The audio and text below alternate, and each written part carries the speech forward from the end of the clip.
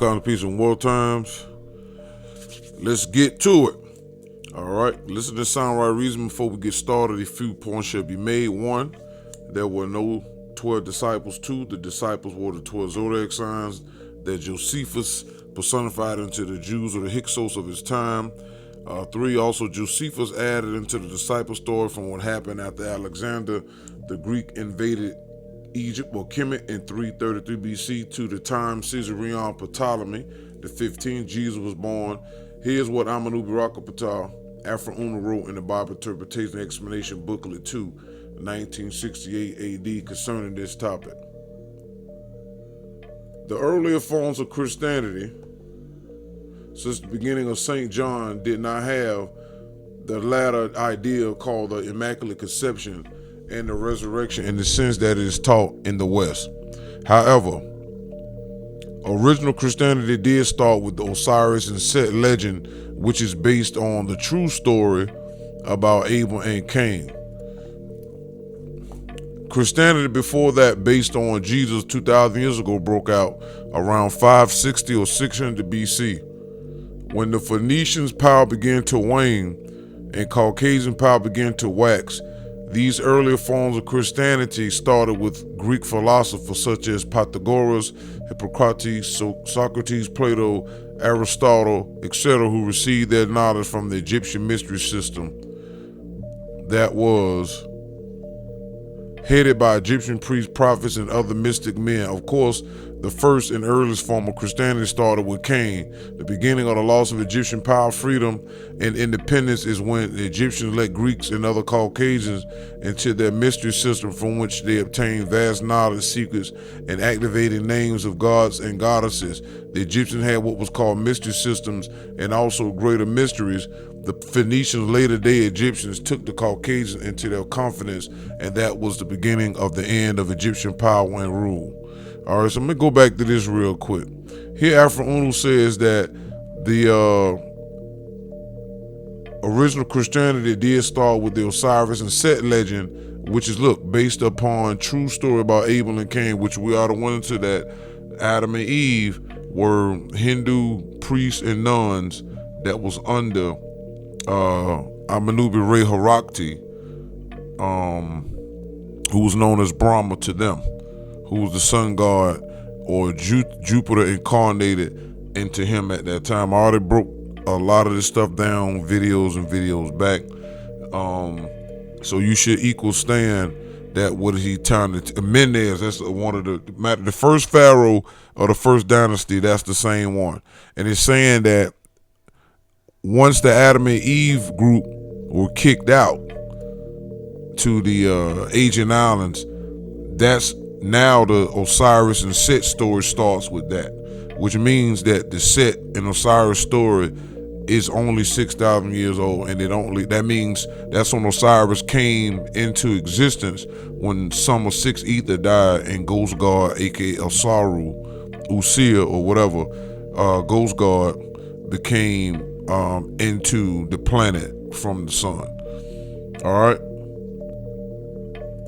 Alexander the Great, that is the Greek, was a member of the Egyptian mystery systems, and by the time he came on the scene around 333 BC, the way was clear for just about anything the Caucasian wanted to put forth, and this is why Alexander was able to march unopposed into Egypt, Eastern and Northern Africa, and elsewhere. Although Alexander had sworn his alliance and allegiance to the objectives of the Egyptian mystery system, of which he was a member, he was also a member of a vast clandestine spy system of Caucasians whose aim was to deceive and deprive the Phoenicians of their ruling power and independence. The first member of the spy ring to join the mystery system was the first Caucasian accepted into the mystery system, because that is the nature of the Caucasian, to deceive and spy on darker people. The Caucasian spy ring was the key that opened and cleared the way for Alexander's march. Once the Caucasians were admitted into the mysteries of Egypt, of course, the power they received would be or would turn adverse like the Caucasians were, and that adverse power was enough to make the spy system successful by help of the moon god, which is Tahuti or Thoth, right? Hermes. Caucasian women and some of the Phoenicians themselves were spellbound by the moon god. So now, there's another thing for those who had these books for a long time. Look what he says. He says that the power they receive would be or would turn adverse like the Caucasian were. So before the Caucasians started calling on these, activating names of these gods, right? The same gods that the Phoenicians and our people was calling on, Ra, all of these different gods, Tahuti, Thoth, all these different deities and forces, they became whatever the nature of the group that was calling on them. So again, that's part of the cycle. So once these corrupt Caucasians start calling on these gods and incarnating them and using them for whatever, those gods became the same as them. Okay, moving forward. Alexander the Greek was falsely built up as a great conqueror, but he was a fake who the Caucasian spy system chose to take the bows for the work the spy system had done. However, most Greek philosophers and members of the spy system, who were also members of the mystery system, met with ill fate for their deceit and broken vows to the laws of the mysteries. The philosophy they taught was from darker peoples and foreign to their people, and their people were afraid of it at first, and the teachers of the new philosophy who were not put to death died in shame and disgrace, including Alexander, who died of intemperance, drunkenness, at the early age of 32. The Alexandrian Christian schools in Egypt that started around 300 BC and were named in honor of Alexander the Greek produced such early Christians and Reformed Jews as the Stoics, Gnostics, Essenes, Zealots, and others who lasted until the advent of Jesus and for a time after. But the Essenes, who were also called Zealots, and some others became a part of Jesus' followers. Listen to Sound Right Reason. Remember, Esau Panthera, Caesarion falsely called Jesus part of Phoenician and Roman Caucasian in modern terms. The Phoenician race is the original mankind race, but second to the Ethiopian African race, who are the primary human race. The Hindu is a branch of the Phoenician race, and science is called human paleontology, the study of prehistoric human and proto-human fossils, original or primitive. Refer to this book. Phoenician Origins of Britain, Scots, and Anglo-Saxons by L.A. Wado. He was born May 29th, 1854, and passed September 9th, 1938. That book is an awesome piece of literature. Alexander the Greek, who invaded Kemet, Egypt, made Ethiopian and Phoenician Egyptian knowledge available to others through deception, caused Jews and black Phoenicians who were scattered were waiting and looking for Caesarion Ptolemy the 15th, Esau Panthera, falsely called Jesus, to return. These groups, Amenubi-Rakapa, Afro-Unu spoke of in verse 31, book 2, 1968. Let's relook at them. So let me clarify this point again. Once Alexander allowed these people to come in, the Greek philosophers and all, they start taking this information from Alexandria, which is, he renamed it, which is really Phoenician and African information that was stored up. They had thousands of years of information in those pyramids and stuff like that, the libraries, and they started teaching it. And then again, I told you, the Hyksos Jews, they information that they got when they was living in Kemet was from the Memphite theology and other great sciences that we had already put down. And then the Phoenicians who invaded Kemet after the 6th dynasty took a lot of information and added on to it. So by the time Alexander got in there, like you said, we just read that a lot of they people didn't understand the knowledge. So not only did they throw a lot of their philosophers in jail and kill them or made them go against the grain, a lot of them whitewashed information. So when y'all hear in school, for those who went to, high school, went to college, you start hearing these lies saying that, the Greeks were the fathers of philosophy. That's a lie. Because if y'all was the father of philosophy, you wouldn't teach anything that came from y'all and your people's afraid of it. That means when they philosophers were put in jail and locked in house arrest till they died, that's because they brought information that put their people to shame, and they was jealous and afraid. That's how that always is. They say people always what? Fear what they don't understand. And they couldn't understand how darker peoples who were here before them had all of this great knowledge. And this is why when you hear about these philosophers, when they write about things that we did, remember we had lost our power by the time the Greeks got there. And the Romans came after that.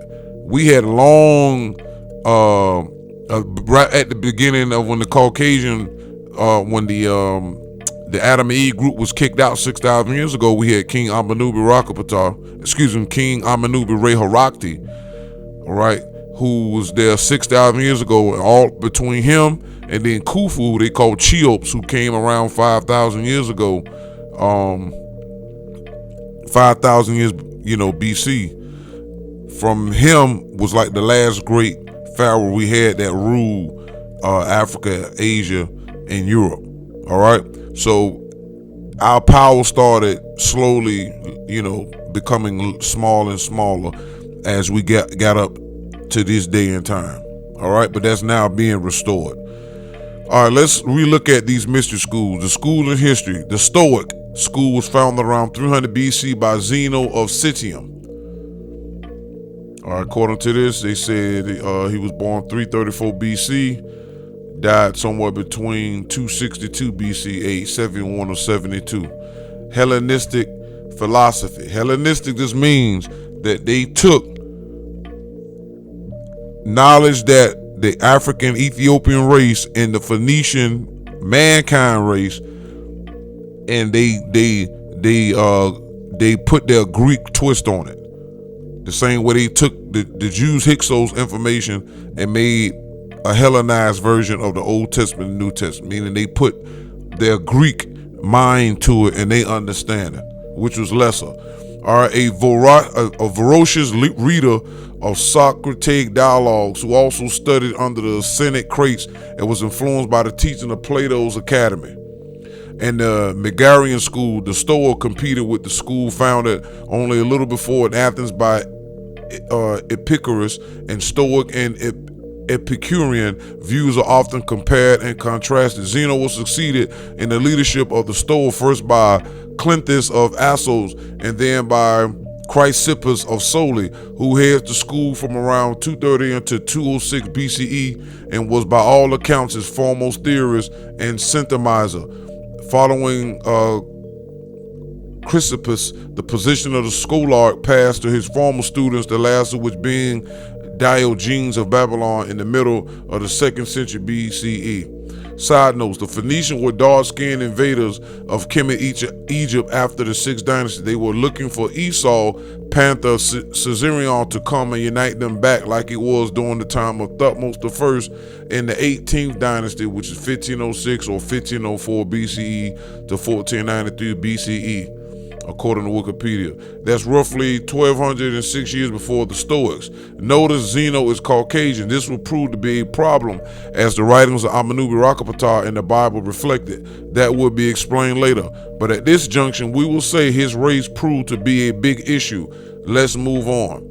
The Gnostics. Gnosticism, from ancient Greek, Romanized Gnostikos, coined Greek, having knowledge, is a collection of religious ideas and systems that coalesced in the late 1st century AD among Jewish and early Christian sects.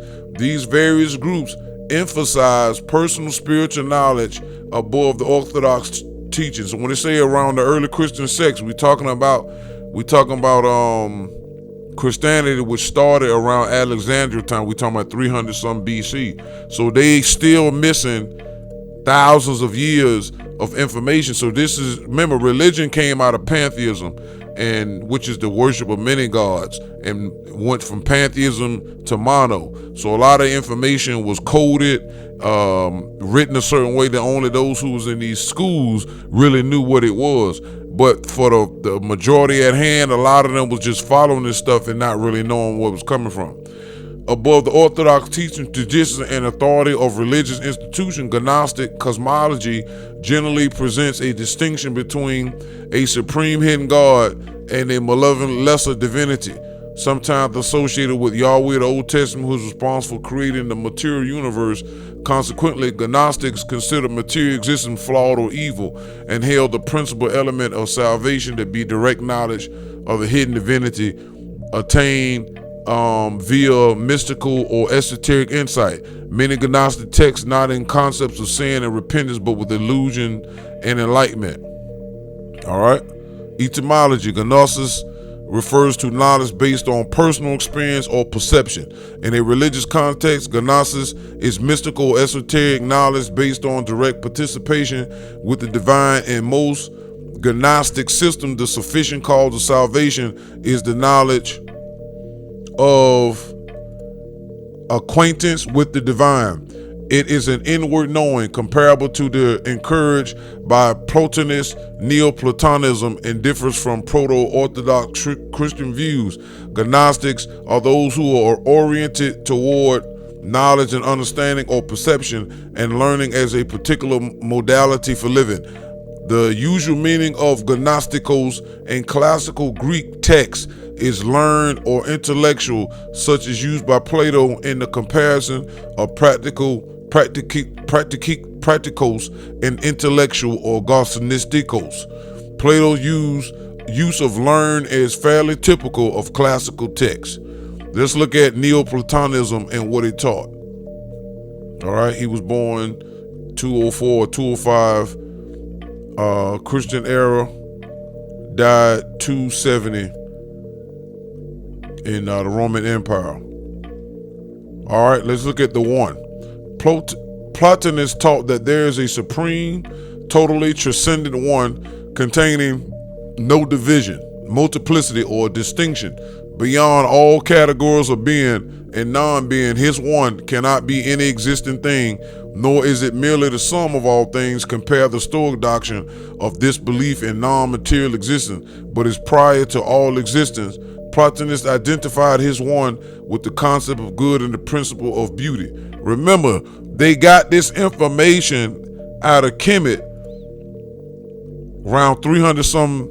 Matter of fact, all of you go back, because you had some Greek philosophers that was over there like 500 some BC. But as time moved forward, as it got closer to the Christian era and Alexander and all of them coming in there, they ended up, again, these groups started crunching this stuff into mysteries, and you couldn't get the truth unless you joined. So a lot of this information is how religion is ran today, that if you just a basic adherent that goes to a church building or to a mosque or to a synagogue or something like that, you don't get the higher education unless you join some of these secret religious occult groups. You know, some other people go to universities and study, but again, the basic information, most of the people that just read the books and go home, they have no idea the many layers of this. All right, so when he talking about the one, they're not, you know, again, this is why people in religion came out of and was influenced heavily by what they would call Greek philosophy. That's why you would see stuff in the Bible and Old Testament, our Lord God is one, is only one God, and you hear religious people say that all the time. It's one God, one. He don't share partners. It's only, you understand, because they're taking this stuff from the philosophies, and the philosophies took it from somewhere else. And a lot of the people that's modern day, if you ain't into Greek philosophy and studying, you know, the history of this stuff, you never know that this stuff was what religion was striving against until they was able to get to 325 AD and pretty much crush and write out and suppress the Greek philosophy, which they got from Kemet out of Egypt. All right, his one concept encompassed thinking object. Even the self-contemplating intelligence, the gnosis of the nous, must contain duality. Once you have uttered the good, add no further thought by any addition, and in proportion to that addition, you introduce a deficiency. Pontius denies sentiency, self-awareness, or any other action ergon to the one. Rather, if we insist on describing it further, we must call the one a sheer potentiality dynamis, without which nothing could exist. As Pontius explains in both places and elsewhere, it is impossible for the one to be being or a self-aware creator God. Pontius compared the one to light, the divine intellect nous. Nous first, will towards good, to the sun, and lastly the soul, psyche, to the moon, whose light is merely a derivative of conglomeration of light from the sun. The first light body exists without any celestial body. So they dropping clues and stuff right here, which we're going to get into this a little later. But if you've been paying attention, especially in my Revelation books, it breaks down about how Nupu, as nous, first emanates out of the sun, the same way Zeus, or the secondary primary logos, emanates what? Out of the sun. All right. Listen to sound right reason. What Mr. Plotinus was describing, two things. One, the supreme being is the one being referenced in noon science, and two, the noesis of the nous is nupu. Noesis is defined as purely intellectual apprehension. Platonism, the highest kind of knowledge or knowledge of the eternal forms or ideas, contrasted with dianoa. Excuse me. The subjective aspect of the act of an intentional experience. Excuse me. Distinguished from noema, cognition, especially when occurring through direct knowledge. All right. Listen, that means having direct contact with sound right reason or nature in general. This is what Alfred Una was born with, 9 mind, direct knowledge. Listen to reason. There are many gods, but only one supreme being, and that one supreme being is infinite, eternal, unique, almighty, absolute nature. When one speaks of the God in nature or in grace apart from the personal and individual gods and goddesses in nature, he or she speaks of the nature of nature. This is another name or description of the one supreme being. For the nature of nature is the God in nature, and also called the God of gods. And this writer repeats, there are many gods, but only one supreme being, or the nature of nature, or the God of gods. All right? And that is unique, absolute, almighty nature. Introduction to the Nature of Nature, Book 1, page 81 in part. This title, God of Gods, can also be found in the book of Daniel 4:27. And the king answered Daniel and said, truly your God is the God of gods, the Lord of kings, and a revealer of secrets, since you could reveal this secret. Now we move on to noesis, to nous definition. Noesis is, again, intellect, intelligence, 1820 from the Greek noesis, intelligent thought, for knowing, to see, perceive, have mental perception, for nous, mind, thought, which is of uncertain origin. Again, when they start doing that, remember, they don't want to reveal that they got this from darker peoples. When you start hearing that in certain instances, okay, some cases they don't know the origin, but a lot of times they do, and they can't tell you that we was the physical source of this intelligence. All right, purely intellectual apprehension, Platonism, the highest kind of knowledge, the knowledge of the eternal forms of ideas. All right, Nupu is pure intelligence. Listen to the reason. Intelligence recognizes correct information, and when it sees it, hear it, or reason it out, done by someone else who possesses intelligence, or by the person who is seeking and searching for knowledge. The marks of intelligence are finding knowledge, recognizing knowledge when it is spoken or written, understanding knowledge, all using it wisely. Truth is knowledge, any knowledge, and all knowledge, and knowledge is correct information. Therefore, truth is correct information. This writer was and is naturally inspired, qualified, and authorized by Nupu, the original creator in nature and by nature, to find liberation knowledge, write it, and circulate it so that it can do indeed what it's supposed to do. Introduction to the Nature of Nature, Book 1, page 17 in part. Nupu is called nous. Nupu is called nous in the American English Dictionary and writings about Neoplatonism in the Encyclopedia. Nous, pronounced nous, whose right name is Nupu, is intellect, pure intelligence, and sound right reason. Nupu, nous, is the original creator of the universes and the original persons, places, and also things therein, because the power source of Nupu are the suns of the cosmos, also called the true stars. Let it be remembered always, let it be known. Introduction to the Nature of Nature, Book 1, pages 17 through 18. The word nous is found in the New Testament under the word mind. It appears 24 times in the New Testament. The Greek Strong's number is 3563, and it means mind, understanding, reason. It's a masculine. Phonetic spelling, nous. Definition: mind, understand, reason. The mind, the reason, reasoning faculty, intellect. The next school of thought was the Essenes. Origins. The origins of Gnosticism are obscure and still disputed. The proto-Orthodox Christian groups called Gnostics, a heresy of Christianity, but according to the modern scholars, the theology's origin is closely related to Jewish sectarian milieux and early Christian sects. Scholars debate Gnosticism's origins as having roots in Neoplatonism and Buddhism due to the similarities in beliefs, but ultimately its origins are currently unknown as Christianity developed and became more popular. Remember, all of this came out of Kemet, and it was based on the Osiris and Set legend, all right, which is the reimagined and hidden version of the Adam and Eve group that got kicked out of India, which is the Gulf of Aden. They was over there. They was in the Gulf of Aden under Yemen. They were kicked out of that garden from to the Aegean Islands. Excuse me. All right. The Gnostic belief was widespread within Christianity until the proto-Orthodox Christian communities expelled the group in the 2nd and 3rd centuries AD. Gnosticism became the first group to be declared heretical.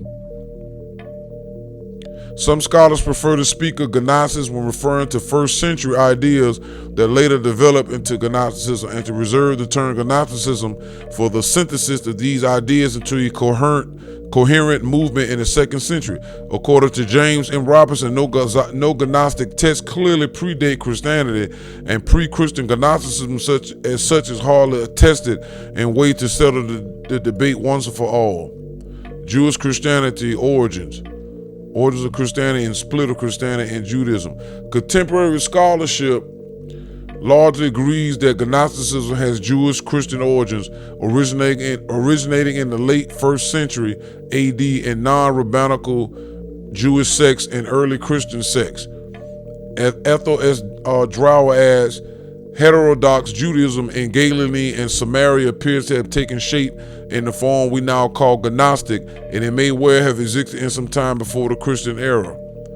Many heads of Gnostic schools were identified as Jewish Christians by church fathers, and Hebrew words and names of God were applied in some Gnostic systems. The cosmogonic speculation among Christian Gnostic had partial origins in Mycenae, Bereshit, and Masai Merkaba. These theses mostly notably put forward by Gershom Scholem, 1897 and 1982, and Gillis Quispel, 1916 to 2006. Scholem detected Jewish Gnostics in the imagery of the Merkava, which can also be found in certain Gnostic documents. Quispel cites Gnosticism as an independent Jewish development, tracing its origins to Alexandrian Jews, to which group Valentinus was also connected. So when we start talking about Alexandria, that's going back to what? 300 BC or a little earlier, because we're talking about 333. Remember, Alexander went over there and hijacked the Phoenician mystery school, which they got it from us, and renamed the library Alexandria. So again, the Jews were in Alexandria during this time, all right? And it was not their first time being in Kemet. So of course they took information that they learned, and that's how stuff got broken up into all these different groups, and people was trying to, figure out what's going on. So when you read these groups' belief system, they're very abstract. Many of the Neg Hammadi texts make reference to Judaism, in some cases with violent rejection of the Jewish God. And the Jewish God was Set. When they was in Kemet the first time, they was worshiping Set. Only Set, under their pharaoh Apophis or Poppy. All right. Gershom Scholem once described Gnosticism as the greatest case of metaphysical anti-Semitism, Professor Stephen Bamy said Gnosticism would be better characterized as anti-Judaism.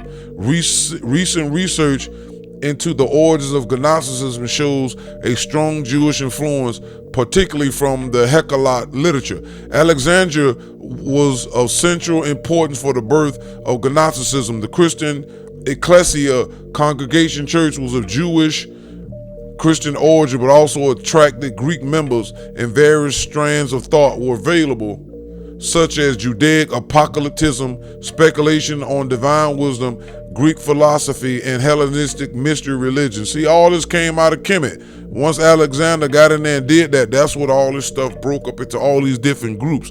So people, when they talk about the Essenes and Nazarenes, all these so-called secret groups all the way back to the Old Testament, all of this stuff came from them taking dark people information and repackaging it, and different pharaohs and different rulers, people taking this stuff and running with it.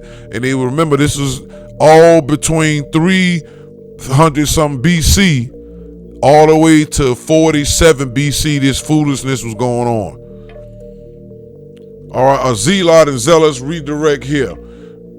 For other UC zealot, the zealots were a political movement in the 1st century Second Temple Judaism, which sought to incite the people of Judea province to rebel against the Roman Empire and expel it from the Holy Land by force of arms, most notably during the First Jewish-Roman War, 66 to 70 AD. Zealotry was the term used by Josephus for a fourth sect or fourth Jewish philosophy during this period. Once again, this is got again, a lot of the Bible is mixed up because of this man here and his strong pimp hand when it came to writing stuff, especially drawn from the Old Testament and all these other groups, and creating certain things in the New Testament.